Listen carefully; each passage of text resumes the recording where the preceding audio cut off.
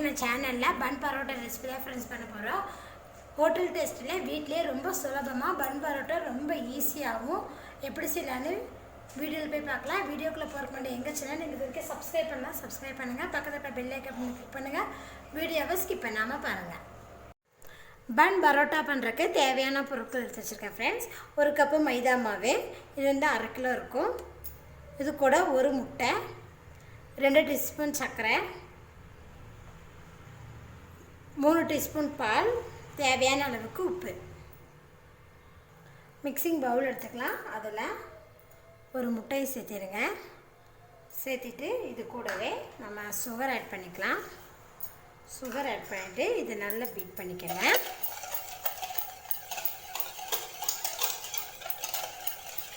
சர்க்கரை நல்லா முட்டையோடு சேர்ந்து நல்லா கரையணும். அந்த அளவுக்கு நல்லா பீட் பண்ணிக்கோங்க. பாருங்கள், சர்க்கரையை முட்டையை சேர்த்துட்டு நல்லா மிக்ஸ் பண்ணியாச்சு. இப்போ இது கூடவே நம்ம பால் ஆட் பண்ணிக்கலாம்.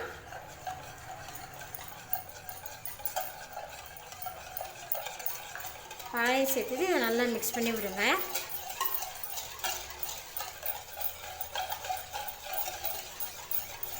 உங்களுக்கு வந்து இது பீட் பண்ணுறதுக்கு கஷ்டமாக இருக்குது அப்படின்னா நீங்கள் வந்து பால், சர்க்கரை, முட்டை இது 3மே மிக்சியில் போட்டு ஒரு அடி அடித்து மூடி எடுத்துக்கலாம் ஃப்ரெண்ட்ஸ். பார்த்தீங்கன்னா இதை நல்லா மீட் பண்ணிட்டு பாருங்க. இப்போ இது கூட நம்ம எடுத்து வச்சுருக்கிற மைதா மாவு இதில் ஆட் பண்ணிக்கோங்க. ஆட் பண்ணிவிட்டு இதை நல்லா மிக்ஸ் பண்ணிக்கலாம். இது கூடவே நம்ம தேவையான அளவுக்கு உப்பு சேர்த்துக்கலாம். தேவையான அளவுக்கு உப்பு சேர்த்துக்கோங்க. மைதா மாவு சேர்த்துட்டு இதை நல்லா மிக்ஸ் பண்ணிக்கலாம் ஃப்ரெண்ட்ஸ்.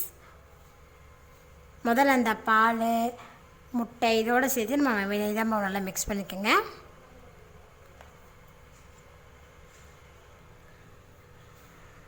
பாருங்க, நல்லா மிக்ஸ் பண்ணிவிட்டேன். இப்போ இதில் வந்து நம்ம தண்ணி சேர்த்துக்கலாம் ஃப்ரெண்ட்ஸ். நான் வந்து 1/2 கப் அளவுக்கு தண்ணி சேர்த்துருக்கேன். அப்படி நம்மளுக்கு பத்தலைன்னா இன்னும் கொஞ்சம் கூட நம்ம சேர்த்துக்கலாம். ஒரே முட்டை தண்ணி சேர்த்தாதீங்க, கொஞ்சம் கொஞ்சமாக தண்ணி சேர்த்திட்டு இதை மிக்ஸ் பண்ணி விடுங்க.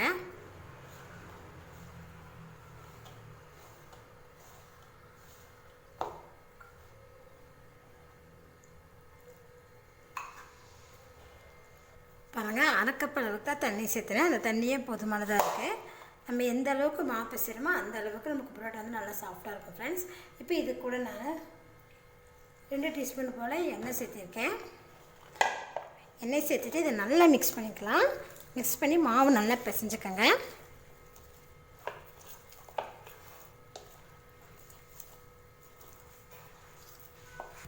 உங்களுக்கு இந்த பவுலில் மாவு பிசைறதுக்கு கஷ்டமாக இருக்குது அப்படின்னா இந்த டைல்ஸ்லேயே நம்ம மாவு பிசைஞ்சுக்கலாம் ஃப்ரெண்ட்ஸ். இப்போ பிசையும் போது நமக்கு நல்லா வரும். பாருங்கள், நல்லா இழுத்து இழுத்து மாவு பிசைச்சிக்கணும். 2 கையும் வச்சு நல்லா இழுத்து இழுத்து பிசைச்சிக்கலாம். நல்லா தொடச்சி விட்டு சுத்தமாக வச்சுக்கோங்க. அப்போ தான் உங்களுக்கு பரோட்டா பிசைறதுக்கு நல்லாயிருக்கும்.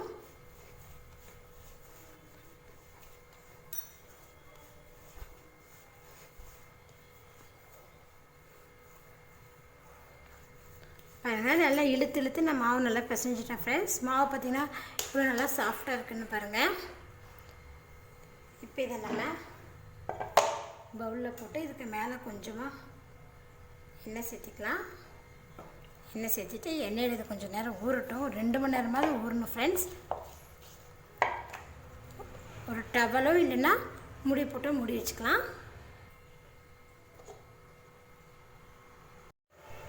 பாருங்கள், 2.5 மணி நேரத்துக்கு மேலேயே நான் நல்லா ஊற வச்சுட்டேன். டைம் இருந்தால் நீங்கள் 3 மணி நேரம் கூட ஊற வச்சுக்கலாம் ஃப்ரெண்ட்ஸ். எவ்வளோக்கு எவ்வளோ ஊறுதோ அவ்வளோக்கு பரோட்டா நமக்கு நல்லா சாஃப்டாக நல்லா வரும். பாருங்கள், இப்போ இதை நம்ம எடுத்து இதிலேருந்து கொஞ்சமாக மாவு எடுத்து உருண்டை பிடிச்சிக்கலாம். பாருங்கள், மாவில் நல்லா நம்ம உருண்டை பிடிச்சிட்டோம். இப்போ இதிலேருந்து நம்ம ஒன்று எடுத்துக்கலாம் ஃப்ரெண்ட்ஸ். ஒன்று எடுத்துட்டு நல்லா இப்படி தேய்ச்சி விடுங்க.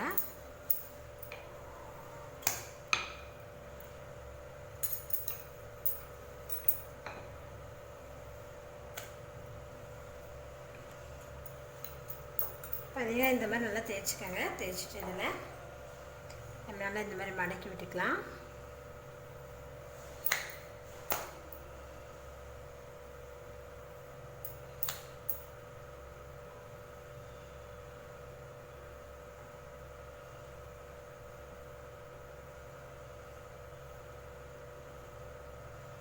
அழகாக நல்லா இந்த மாதிரி மடக்கிக்கங்க.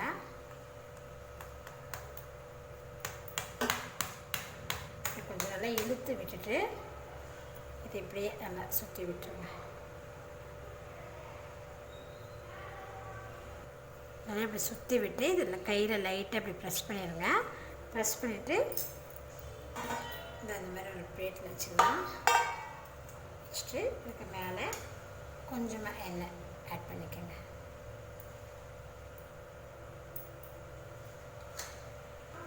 இப்போ நம்ம எண்ணெய் போட்டு கொஞ்சம் ஊற வச்சுருக்கோம் இல்லைங்களா, அது எடுத்துக்கலாம். அதை எடுத்துகிட்டு இந்த மாதிரி கையிலேயே ப்ரெஸ் பண்ணிக்கோங்க. பாருங்கள், கையிலே இந்த மாதிரி நல்லா ப்ரெஸ் பண்ணிவிட்டு இப்போ இதை நம்ம அப்படியே எடுத்து தோசைக்கல்லில் ஆட் பண்ணிக்கலாம்.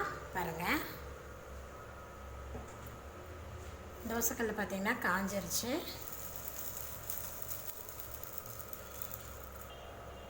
இப்போ லைட்டாக திருப்பி போட்டுக்கலாம் ஃப்ரெண்ட்ஸ். திருப்பி போட்டு இது மேலே கொஞ்சமாக எண்ணெய் ஆட் பண்ணிக்கோங்க.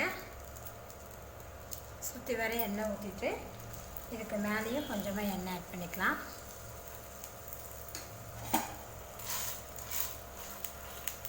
பாருங்கள், பரோட்டா நல்லா திருப்பி திருப்பி போட்டதில் பரோட்டா பார்த்திங்கன்னா நல்லா ரெடி ஆகிடுச்சு. பாருங்கள் ஃப்ரெண்ட்ஸ், நம்மளோட சாஃப்டான லேயர் பன் பரோட்டா பார்த்திங்கன்னா நல்லா ரெடி ஆகிடுச்சு. பாருங்கள் ஃப்ரெண்ட்ஸ், எப்படி இருக்குன்னு பாருங்கள். நல்லா சூப்பராக வந்திருக்க பாருங்கள். நீங்களும் இதே போல் செஞ்சு பாருங்கள். செஞ்சு பார்த்துட்டு உங்கள் ஃபீட்பேக்கை சொல்லுங்கள். என்னோட இந்த வீடியோ உங்களுக்கு பிடிச்சினா லைக் பண்ணுங்கள், உங்கள் ஃப்ரெண்ட்ஸுக்கு ஷேர் பண்ணுங்கள். மறக்காமல் ஆமினா சமையல் சப்ஸ்கிரைப் பண்ணுங்கள். நன்றி.